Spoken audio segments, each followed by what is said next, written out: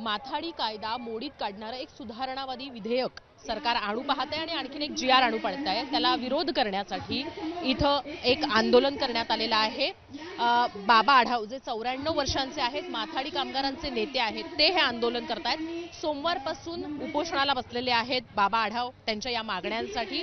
तर बाबा आढाव यांच्याकडनं जाणून घेणार आहोत त्यांच्या मागण्या काय आहेत आणि नेमकं काय होऊ शकतं या कायद्यामुळे, म्हणून ते हे विरोध करतायत। बाबा, सगळ्यात पहिले तर हा प्रश्न आहे ते म्हणजे की हा जो कायदा आहे त्याच्यामुळे काय होऊ शकतं म्हणून तुम्ही याला विरोध करताय? हा कायदा जो आला आहे, या कायद्याचा मी त्याच्या कायद्याच्या निर्मितीपासूनचा साक्षीदार आहे, त्याचा भागीदार आहे। माथाडी कायदा एकाएकी आलेला नाही। 1960-61 साली महाराष्ट्र स्थापन झाला आणि या ठिकाणी शिवाजी महाराजांच्या नावाने यशवंतराव चव्हाणांनी राजवट सुरू झाली आणि हे राज्य आणण्यासाठी, महाराष्ट्राचं मराठी राज्य आणण्यासाठी मुंबईच्या माथाड्यांनी, आमच्या सगळ्या महाराष्ट्रातल्या मराठी माणसांनी, हा मराठी माणूस आहे माथाडी, हा तुम्ही बघितलं की तो जरासा पैलवान पेशाचा असा जो माणूस आहे आणि त्याने जो भाग घेतला होता, झालाच पाहिजे म्हणून संयुक्त महाराष्ट्राला। तर यशवंतराव चव्हाणांच्या काळात यशवंतराव 2 वर्षातच लगेच दिल्लीला गेले, परंतु त्यांना सारखी आठवण देण्यात आली की तुम्ही आम्हाला संयुक्त महाराष्ट्राच्या आंदोलनामध्ये शब्द दिला होता की आम्हाला संरक्षण देऊ। इथे माथाडी म्हणतात, बाहेर हमाल म्हणतात, इतर ठिकाणी कुली म्हणतात, पण अर्थ एकच आहे। माथाडी म्हणजे जरा माथ्यावर घेतो, हमाला पाठीवर घेतो। इतकं सोपं का सांगण्याचं कारण आहे, हा कायदा करण्यासाठी या महाराष्ट्रातल्या सगळ्या ह्या कष्टकऱ्यांनी मुंबईमध्ये संयुक्त महाराष्ट्र आणण्यासाठी रक्त सांडलंय, माणसं मेली आहेत त्यात। आणि त्या काळात यशवंतरावांनी शब्द दिला होता, मुख्यमंत्री शब्द दिला होता की आम्ही काहीतरी करणार। पुढे काय झालं, 62 साली जरा बदललं, आम्ही त्यांच्या गाड्या रोखल्या। मुंबईमध्ये अण्णा पाटील, जे अण्णांचा फोटो इथे लावलेला आहे, हे माझ्यापेक्षा वयाने थोडे लहान, पण आम्ही एका वेळचे। पुण्यामध्ये आम्ही यशवंतरावांना इतकं सतावून सोडल्यानंतर त्यांनी कमिटी नेमली, काय करता येईल, अशा तऱ्हेचं अंगमेहनती काम करणाऱ्या माणसांसाठी काय करता येईल आणि त्याच्याशी सुचवा काहीतरी। त्या कमिटीचं कामकाज 7 वर्ष चाललं, 62 ते 69, आणि 69 साली या कायद्याचा जन्म झाला। माथाडी कामगार जनरल कामगार संघटना त्याचा तो कायदा झाला। आता हा कायदा झाला, लोखंड बाजारामध्ये चालू झाला, मालक वर्ग सर्वोच्च न्यायालयात गेला, दाद मिळाली नाही। मला तुम्हाला हे सांगायचं आहे, आजपर्यंत मालक वर्ग अनेक वेळा सर्वोच्च न्यायालयापर्यंत गेला, पण मालकांना दाद मिळालेली नाही, आमच्या बाजूने निकाल आला। आता मात्र असं झालं, एवढं सगळं होऊन सुद्धा महाराष्ट्र केवळ मुंबई नव्हे तर महाराष्ट्रात सगळ्या जिल्ह्यांच्या मध्ये कायद्याची सुरुवात झाली। आज 33 बोर्ड काम करतात, 6 लाख लोकांना न्याय मिळतोय। ज्यांच्या आयुष्यात काही नव्हतं त्यांना प्रॉव्हिडंट फंड आहे, त्यांना सगळे बेनिफिट, फक्त पेन्शन नाही आहे, बाकी सगळे बेनिफिट्स त्यांना मिळत आहेत। आता तो कायदा या सरकारने, हे भाजपचं सरकार आले ते आल्यापासून सारखा हा कायदा गुंडाळायचं चाललंय। का? काही मालकांना असं वाटतं, अदानी से अंबानी असतील, जो वाहतूक चालते फार मोठी लोखंडाची वाहतूक आहे चालते, त्यांना वाटतं हे हमाली फार घेतात, लबाडी करतात। आम्ही त्यांना पुन्हा सांगतो की तुम्ही बोर्डाची सभासद व्हा। या माथाडी बोर्डाचं वैशिष्ट्य आहे, मालकाचं म्हणणं ऐकलं जातं, कामगारांचं म्हणणं ऐकलं जातं, सरकारचं म्हणणं मांडलं जातं, आमदारांचं म्हणणं मांडलं जातं, अशी बोर्डाची रचना आहे। आदर्श कायदा आहे, गांधींच्या विश्वस्त कल्पनेशी जरा थोडं जुळणार आहे। असा चांगला काय, हे मालक लोक सभासद होत नाहीत, कारण ह्यांचा व्यवहार उघडा होईल, लबाडी आहेत। आम्ही म्हणतो तुम्ही मेंबर व्हा, नियम करा, दर ठरवा कामाचे, प्रत्येक कामाचे दर ठरवा। मग यांनी घोळ सुरू केला, मॅन्युअल काम, इंडस्ट्रियल काम, असा त्याचा इतिहास खूप आहे, मी त्यात वेळ घालवत नाही। आम्ही म्हणतो करा ना, काय वाटेल ते करा, ते केलं।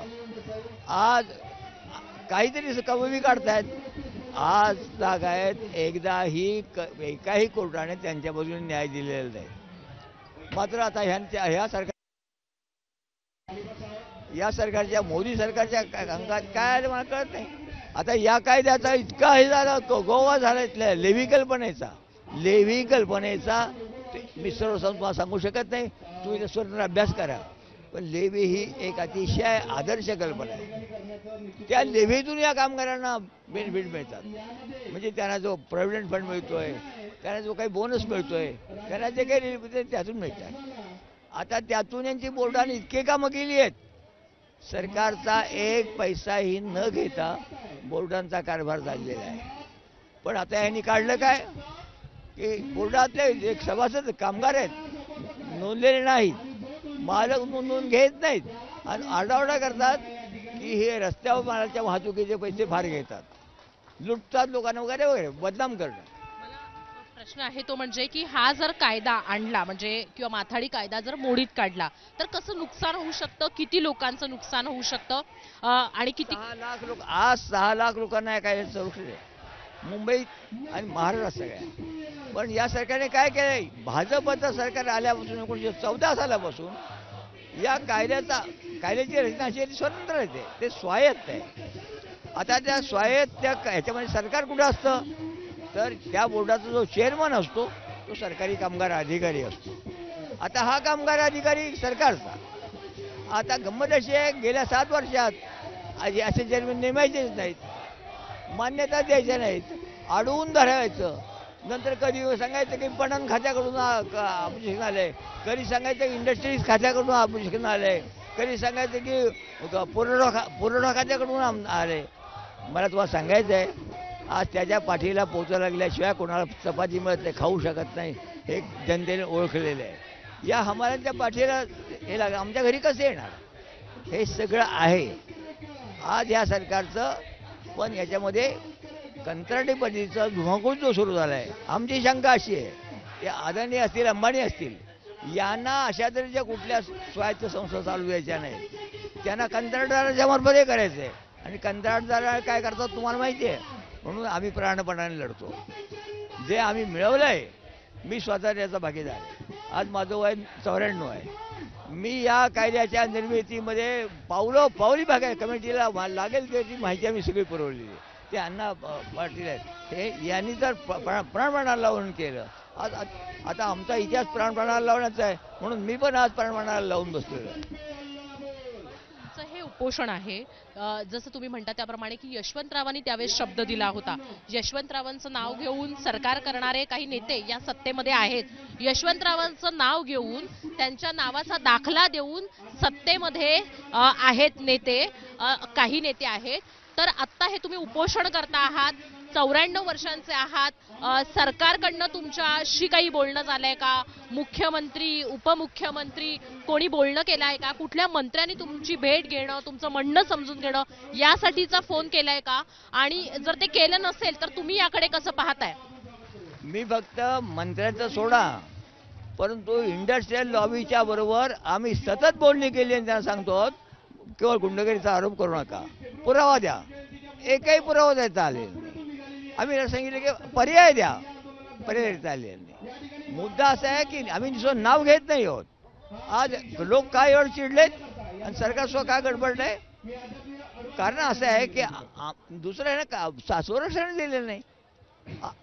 कामगार इतका लढतोय.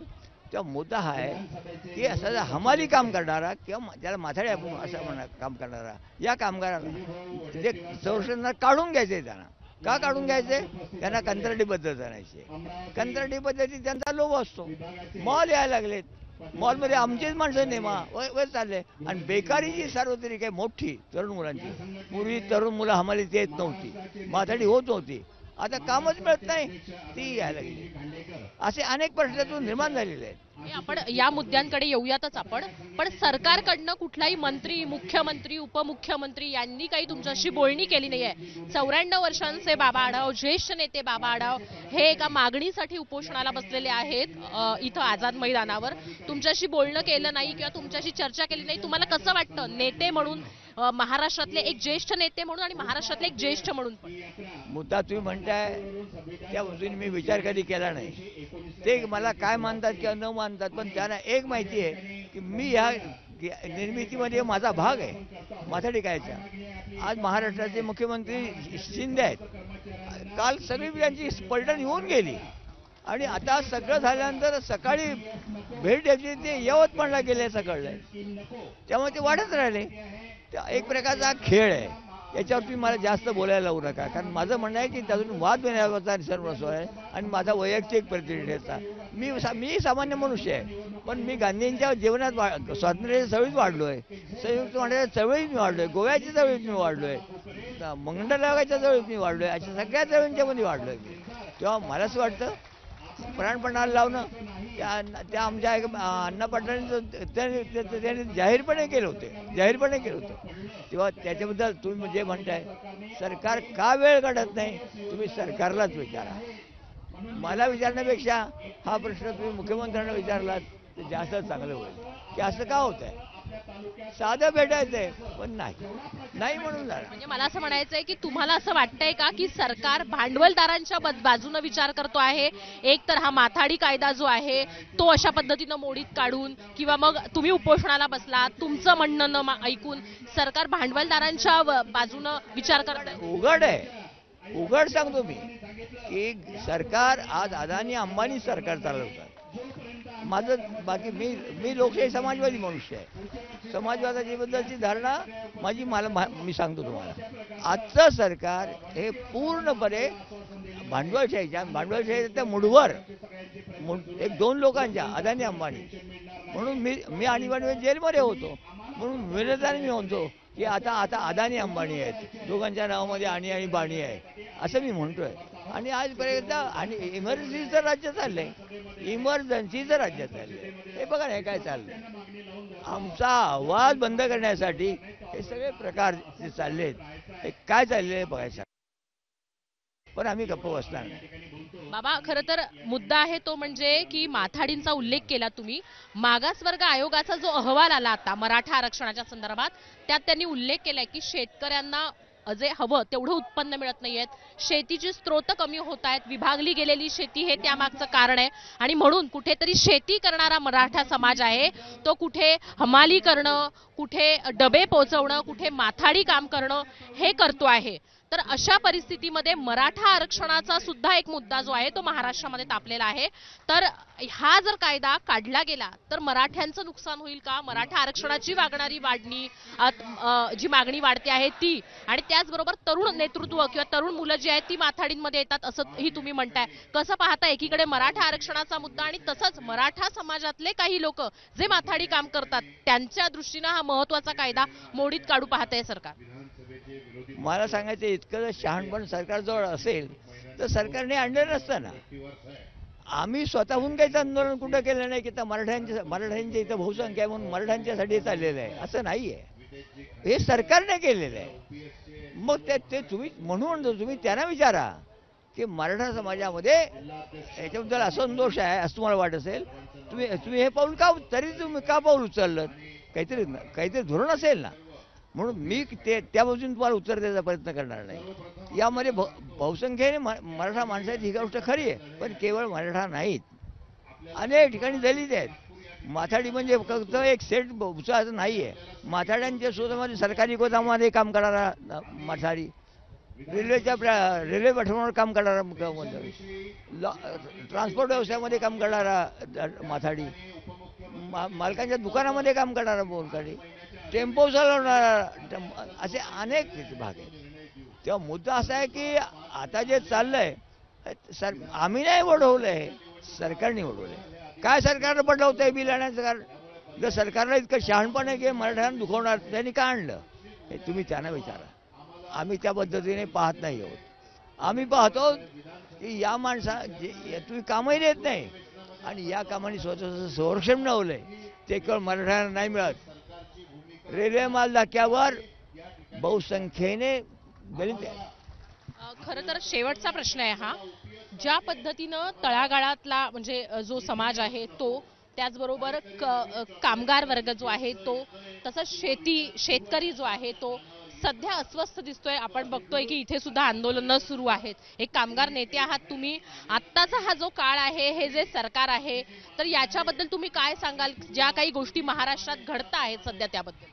मी केवळ महाराष्ट्रात नव्हे तर सर्व देशात जे सुधारलेलं आहे आणि त्याचा विशेष महाराष्ट्र जरा जागा आहे, इंडस्ट्री जास्त आहे, त्यामुळे कामगार वर्ग वगैरे आहे. इथे कामगार चळवळीचा इतिहास आहे.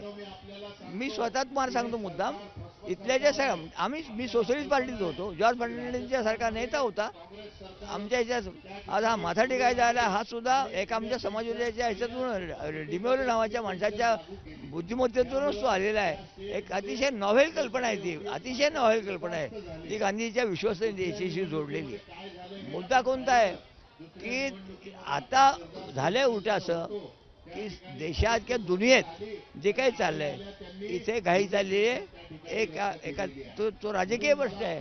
ते हिंदुत्वाच्या गोष्टी बोलतात. राम मंदिर बांधण्यात न्याय कोणाला मिळाला? बांधणार ठीक आहे, लोकांची भावना आहे, ठीक आहे, न्याय कोणाला मिळाला? पण इथं काय जे आम्ही काही मागणी न करत असताना तुम्ही इथं उडवताय. म्हणजे इकडे राम मंदिर बांधताय आणि तिकडे आमचं संरक्षण काढून टाकताय. हा कोणता न्याय? आणि रामाचं नाव घेत आहे. अजब धंदा आहे, म्हणजे अगदी अजब धंदा आहे. म्हणजे तर सरकारकडे आमची कोणती मागणी नाही. आमचं एकच म्हणणं आहे, चळवळीने आम्ही जे मिळवलं माथा टेकायचं हत्यार, ते हत्यार आम्ही बोथट होऊ देणार नाही, ते मोडीत काढू देणार नाही. काय व्हायचं ते होईल. आता प्राणबाळ यातून काही निर्माण होईल, चाललंय बघू आता. ते चालल्यात काढ लोक येत आहेत, भेटतात. सर आज मुख्यमंत्री कुठतरी याला गेले तर तुमच्या यवतमाळला गेलेत. पाहूया काय होतं ते. तर मुठभर भांडवलदारांसाठी काम करणारं हे सरकार आहे.